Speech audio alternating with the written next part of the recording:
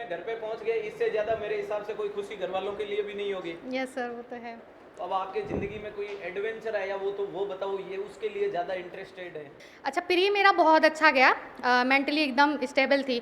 लेकिन जब मेंस आया ना, तो मेरे को ऐसे बहुत सारे लोग आए थे जो मतलब कि ऐसे बोल के चले गए, मतलब कि तुम्हारा नहीं होगा, या थ्योरी है नहीं हो पाएगा तुम्हारा, है ना। और सर एक चीज़ और मैं बोलना चाहूँगी कि ना, मैं एससी कैटेगरी से बिलोंग करती हूँ। तो जब मैं तैयारी करती हूँ ना, तो लोग बस मेरे को एक चीज़ बोलते हैं ना, तू तो एससी की है, तेरा तो हो जाएगा। लेकिन जो मेरी मेहनत होती है ना, वो कोई नहीं देखता, कोई भी नहीं। तो मेरे अंदर एक गुस्सा था ना कि मैं लूँगी तो जनरल का सीट लूँगी मैं ना। तो मैंने ना सीएचओ में भी जनरल से सिलेक्शन लिया, यूपीपीएससी में भी जनरल से सिलेक्शन लिया। सिद्धार्थ सर है ना, जो इनकी शायरियाँ होती हैं ना भाई, बीच बीच में उनसे जो मोटिवेशन आता है ना, वो अलग ही लेवल का है। मतलब क्या बोले, मतलब रीलोड होती जाती है माइंड में। हाँ सर ने ऐसे बताया था, ऐसे नॉर्मली अगर बुक से या नोट से पढ़ो तो वो चीज़ें इतनी जल्दी रिकॉल नहीं होती हैं। जो ये मेरी दोस्त है ना, हम लोग एक दूसरे के लिए ही बहुत ठीक है भाई। मुझे लगता है कि इनके यूपीपीएससी में जो बड़ा रोल निकला होगा, वो कहीं ना कहीं सीएचओ के सिलेक्शन का कॉन्फिडेंस निकला होगा। यस और सर। इस बार यूपीपीएससी के सिलेक्शन का कॉन्फिडेंस इनका नॉर्सेट 8 में आएगा। चलो, इनको दोनों को बहुत बहुत शुभकामनाएं। और अब ज़्यादा जानकारियां मैं न लेते हुए इन्हीं से इन जानकारियों को कंटिन्यू करेंगे कि चलो, फोटो तो अभी खिंचवा लेंगे। आपको भी बहुत बहुत शुभकामनाएं। क्लियर है? क्लियर। ये दोनों का सिलेक्शन यूपीपीएससी के अंदर हुआ है और यूपीपीएससी में सिलेक्शन एक अच्छी खासी रैंक के साथ में ये करके आए हैं। जितनी जानकारियां मुझे हैं ये कि आप ही के बैच से हैं। अब ऑनलाइन है या ऑफलाइन है, कितनी क्या तैयारी की, क्योंकि हमें जितनी जानकारियां ज़्यादा हमारे सेव मेमोरी में जाती है वो सिलेक्शन के बाद जाती है। मुझे भी अभी तक इतनी ही जानकारी है जितनी आप लोगों को है। तो मैं ज़्यादा इसमें इंटरेस्टेड हूँ कि इनको माइक सौंपते हैं और इनकी जर्नी इन्हीं से पूछते हैं। आपका नाम? इनका नाम शिखा है, इनका नाम ममता है। इन दोनों का यूपीपीएससी में हुआ है। तो करते हैं बात। सवाल मैं पूछता रहूंगा। अभी तो आप सबसे पहले है कहाँ से? सर यूपी से, यूपी में एटा है, वो एटा जिला पड़ता है, वहाँ से हूँ। ओके, अभी कौन से बैच में थे आप? अभी इवनिंग इसी बैच में चल रही हूँ। इसको माइक को पास में रखो ताकि ऑनलाइन वालों को। ठीक है, इवनिंग बैच में ही थे? हाँ इवनिंग बैच में। कब के पास आउट? अभी 2018 से 21 वाला बैच था मेरा। आवाज नहीं आ रही है? नहीं आ रही। माइक को पास में रखे। थोड़ा सा नर्वस हूँ ना, इस वजह से फर्स्ट टाइम आ रही हूँ ऐसे स्टेज पे। सिलेक्शन फर्स्ट टाइम हुआ है, अब तो सिलेक्शन होता रहेगा। जी सर। तो ये यूपी से ही है। और मेरी तो आ रही है पीछे तक, लास्ट तक अकेला बैठा हुआ है, बाकी तो सिलेक्शन के बाद जोश रहता है। यूपी से ही है, इवनिंग बैच से ही है, इनका सिलेक्शन हुआ। आपका रैंक? सर 536। 536 और यूपी वाले यूपी में घर पे पहुंच गए, इससे ज्यादा मेरे हिसाब से कोई खुशी घर वालों के लिए भी नहीं होगी। यस सर, वो तो है। तो अब आपके जिंदगी में कोई एडवेंचर आया वो तो वो बताओ, ये उसके लिए ज्यादा इंटरेस्टेड है। सर एडवेंचर क्या बताऊँ, पहले तो एडवेंचर का मतलब यही है कि आपकी तैयारी करते टाइम या तो ऐसा कोई टर्निंग पॉइंट आया कि जहाँ से आपको लगा कि तैयारी को कंटिन्यू करना चाहिए, या फिर ऐसा लगा कि तैयारी नहीं करनी चाहिए। यस सर, आया था एक बार ऐसा। यूपीपीएससी का तैयारी करती रही। अच्छा, प्री मेरा बहुत अच्छा गया, मेंटली एकदम स्टेबल थी। लेकिन जब मेंस आया ना, तो मेरे को ऐसे बहुत सारे लोग आए थे जो मतलब कि ऐसे बोल के चले गए, मतलब कि तुम्हारा नहीं होगा, या थ्योरी है नहीं हो पाएगा तुम्हारा, है ना। तो उस टाइम में इतना मेंटली डिप्रेस्ड हो गई ना, मैं सब कुछ भूल गई। और मैं ना साइकेट्रिस्ट के पास भी गई थी जाके मेडिसिन लेने, इतना मेरा कंडीशन ख़राब हो गया था उस टाइम पे। तो उस टाइम पे मेरे बहुत मतलब गुरु हैं ऐसे, और लोगों से मैंने बात करी। लेकिन ना मैं आपको एक चीज़ बताती हूँ ना कि मेरी लाइफ में क्या क्या बुरी बुरी चीज़ें आई, फिर उसको मैंने कैसे उसको पॉजिटिव एनर्जी में कन्वर्ट किया। मेरे टाइम पे क्या था ना, मेरे घर में कोई भी नर्सिंग वाला नहीं है, कोई भी मेडिकल वाला नहीं है ना। तो घर में सब, जब मैं तैयारी करने के लिए मैंने मम्मी पापा को बोला कि मेरे को नर्सिंग करना है, तो मेरे खानदान वाले आए, अरे नर्सिंग बहुत बुरी है, उसमें गंदा गंदा काम करना पड़ता है, ये करना पड़ता है। तो मेरे घर वालों ने मना कर दिया था, हम नहीं करवाएंगे नर्सिंग। तो उसके बाद में मैंने उनको ना, जब मतलब जिद करी एक तरीके से, मतलब मेंटल अरेस्ट कर दिया उनको, फिर नहीं करना है करना है करना है। फिर उसके बाद में उन्होंने एडमिशन करवाया मेरा। फिर ना मेरे अंदर ये जज्बा आ गया था ना कि ना अब मेरे को ना करके दिखाना है। सर एक चीज़ और मैं बोलना चाहूँगी कि ना, मैं एससी कैटेगरी से बिलोंग करती हूँ। तो जब मैं तैयारी करती हूँ ना, तो लोग बस मेरे को एक चीज़ बोलते हैं ना, तू तो एससी की है, तेरा तो हो जाएगा। लेकिन जो मेरी मेहनत होती है ना, वो कोई नहीं देखता, कोई भी नहीं। तो मेरे अंदर एक गुस्सा था ना कि मैं लूँगी तो जनरल का सीट लूँगी मैं ना। यूपीपीएससी में भी जनरल से सिलेक्शन लिया। Thank you sir.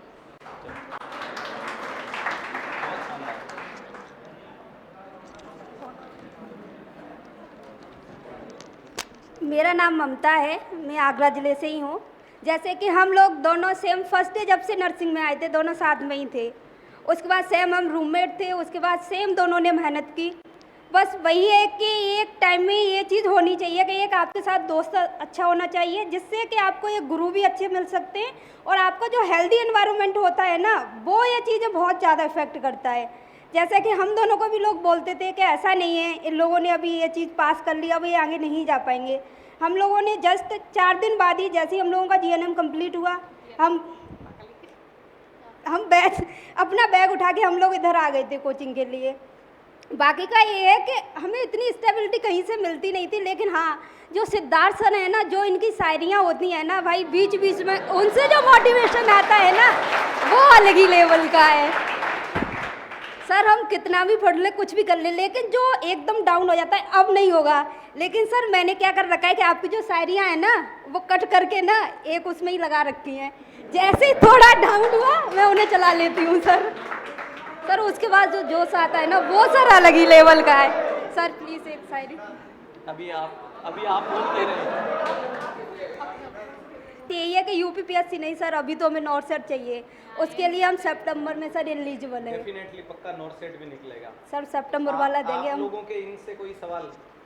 हाँ जी।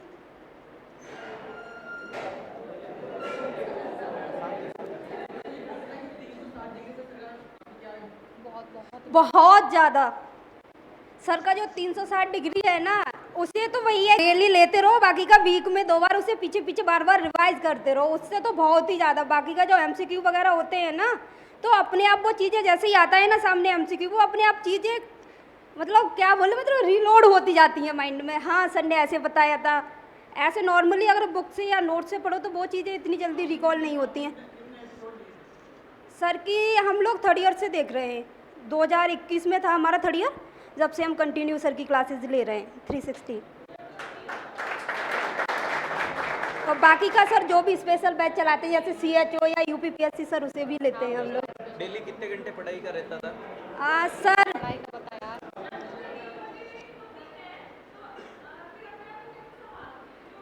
सबसे बड़ी बात तो अगर मैं यहाँ बोलूँ कि जो ये मेरी दोस्त है ना, हम लोग एक दूसरे के लिए ही बहुत ठीक है भाई। बहुत बढ़िया।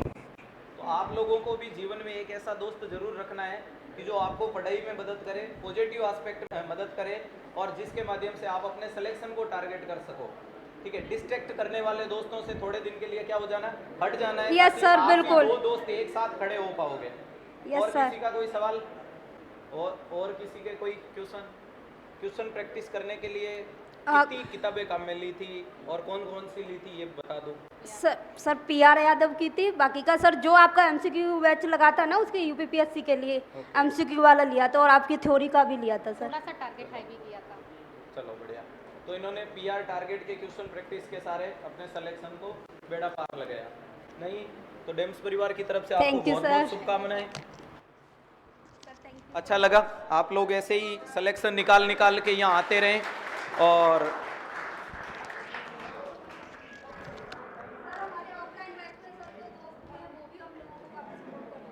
चलो बहुत बढ़िया।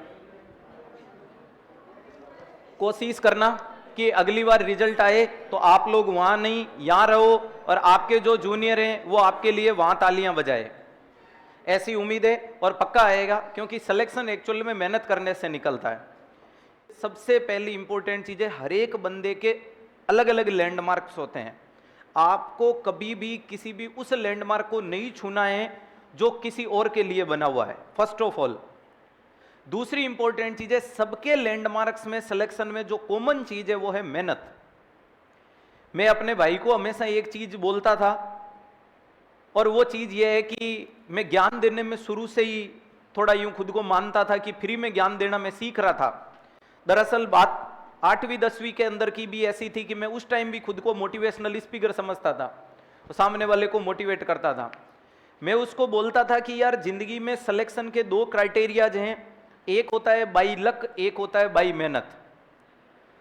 उस पॉइंट में मैंने उसको जस्टिफाई कुछ दरअसल ऐसा किया था, लेकिन मेरे भगवान की दया से अभी तक की एक बढ़िया चीज भगवान ने मुझे दी है कि मैं जिस भी चीज को बोलता हूं उसको मुझे वापस से चेंज करने की अभी तक नौबत नहीं पड़ी।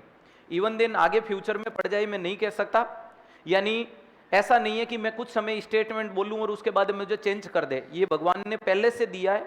क्योंकि 8वीं 10वीं में मेरा ऐसा कोई टारगेट नहीं था कि मैं ऑन कैमरा बोलूं और अपनी बात को रिजिड रखूं, नहीं। मैं 8वीं में एक बात अपने भाई को मोटिवेट, मैं जब 8वीं में था तो मेरा भाई तो 6ठी में होगा या 5वीं में होगा, मैंने उसको बोला था कि सिलेक्शन के लिए दो लैंडमार्क निकलते हैं, एक होता है बाई लक और एक होता है मेहनत, और दोनों पे भारी पड़ती है मेहनत। बाई लक में मैंने बोला था कि अगर कोई भी बंदा अपने क्वालिफाइंग क्राइटेरियाज में आ चुका है, यानी एलिजिबिलिटी क्राइटेरिया में आने के बाद अगर वो विद इन 1 ईयर सिलेक्शन निकालता है, एलिजिबिलिटी क्राइटेरिया में आने के बाद विद इन 1 ईयर सिलेक्शन निकालता है, तो कहीं ना कहीं उसका लक फैक्टर काम कर रहा है। अगर 1 साल के बाद कोई बंदा सिलेक्शन ले रहा है, इसका मतलब लक फैक्टर का कोई रोल नहीं है, वो प्योरली सिलेक्शन किस बेसिस पे निकाल रहा है, मेहनत पे, और दोनों के ऊपर जो भारी पड़ती है वो है मेहनत। तो अगला मेरे भाई का सवाल मेरे से था कि फिर लक क्या है या लक का कितना रोल है, तो मैंने बोला लक का रोल है ग्रेस वाला। क्योंकि जब मैं 8वीं में था तो मुझे इतना ही पता था कि मार्कशीट में या तो डिक्टेशन लगता है या सप्लीमेंट्री होती है या ग्रेस, तो वास्तविकता में हमारे जीवन में लक का रोल ग्रेस वाला ही है। अगर तुम्हारे एग्जाम में 32 नंबर 33 नंबर आ रहे हैं तो तुम्हें 4-5 नंबर का ग्रेस लग के तुम क्या हो जाओगे, पास। बोले तो अगर तुम्हारे एग्जाम में 70 सही होने हैं, उस दिन तुम्हारा लक अच्छा है तो कितने सही हो जाएंगे, 75। कितने हो जाएंगे? लेकिन अगर तुम्हारे सही होने हैं 25, कितने, उस दिन तुम्हारा लक अच्छा है, तुम्हारे कितने हो गए, 32। क्या हुआ, कुछ नहीं हुआ। तो लक का रोल सिर्फ किसका है, ग्रेस वाला रोल है, इससे ज्यादा लक का कोई बड़ा रोल नहीं है। तो जितने भी स्टूडेंट अपने दिमाग में ये बात को तैयार करके बैठे हैं कि सर मेरे तो लक ही खराब है, तुम मेहनत बढ़ा दो। लक खराब है, लाख खराब हो, कोई फर्क नहीं पड़ना, क्योंकि लक की औकात सिर्फ 3 से 4 नंबर की है, उससे ज्यादा की नहीं है। और मैं अगर मेहनत करूंगा, मेहनत के दम पे मैं 80 नंबर ला रहा हूं, मेरा लक खराब होके मेरा क्या ले लेगा, मेरा लक खराब होके मेरे से कुछ भी नहीं छीन सकता, लेकिन मुझे मेहनत बढ़ानी पड़ेगी। अगर मेरे लक खराब है तो मुझे क्या बढ़ाना है, मेहनत। और अगर मेरा सिलेक्शन साल भर के अंदर आता है तो कौन रोल दिखा रहा है, लक। तो लक वाली चीज को करो साइड पे और फोकस किस पे करो, मेहनत। तो जितने भी लोग सक्सेस होके आते हैं उनमें एक कॉमन चीज निकलती है और वो कॉमन है मेहनत। कौन है, मेहनत। मेहनत को बढ़ाने की कोशिश करो। क्राइटेरिया सिलेक्शन के लिए होता है कंसिस्टेंसी, पेशेंस। पेशेंस बना के रखना, यानी धैर्य होना चाहिए आपके अंदर, ये गट्स होना चाहिए कि मेरा सिलेक्शन जरूर होगा और डेफिनेटली होगा। इन्होंने इतनी अच्छी बात बोली कि सर मैं ऐसी कैटेगरी से बिलोंग करती हूं, इसलिए सारे लोग कहते हैं कि इसका सिलेक्शन किससे हो जाएगा, और इन्होंने खुद को चैलेंज किया कि सिलेक्शन किससे निकालूंगी, और ये CHO और UPPSC दोनों में सिलेक्शन किससे निकाला, जनरल से। तो तुम लोगों को इस बात को बार बार जस्टिफाई नहीं करना है कि सर 80-20 है, समझ पा रहे हो, या 84-16 है। ये बार बार ये लाइन आपको नहीं बोलनी, बल्कि आपको ये बोलना है कि कोई कुछ भी हो जाए मैं अपना सिलेक्शन निकालूंगा, क्योंकि मुझे सिलेक्शन के लिए कितनी पोस्ट चाहिए, 1, और मेरे अंदर इतनी औकात है कि मैं अपनी पहली पोस्ट ला करके दिखाऊंगा। और एक पोस्ट को मान के, एक पोस्ट के लिए अगर तुम जी जान लगा के मेहनत कर लोगे तो क्या तुम्हारा सिलेक्शन नहीं निकलेगा, निकल जाएगा। ये सेलेक्ट होने के बाद भी मेहनत कर सकते हैं तो अपन तो कर ही सकते हैं। अपने को तो घर वालों ने 6-8 घंटे यहाँ पे सौंपे हैं, उसके बाद घर जाके नींद लो, उसके बाद वापस लाइब्रेरी ज्वाइन करो, कुछ भी करो, वापस से पढ़ने को मौका ही मौका है नहीं है। तो कुल मिलाकर के अपने को कोशिश ऐसी करनी है कि कुछ समय में ही संघर्ष करके अपने आप को बाहर निकालना है और सिलेक्शन के रडार में पहुंचाना है।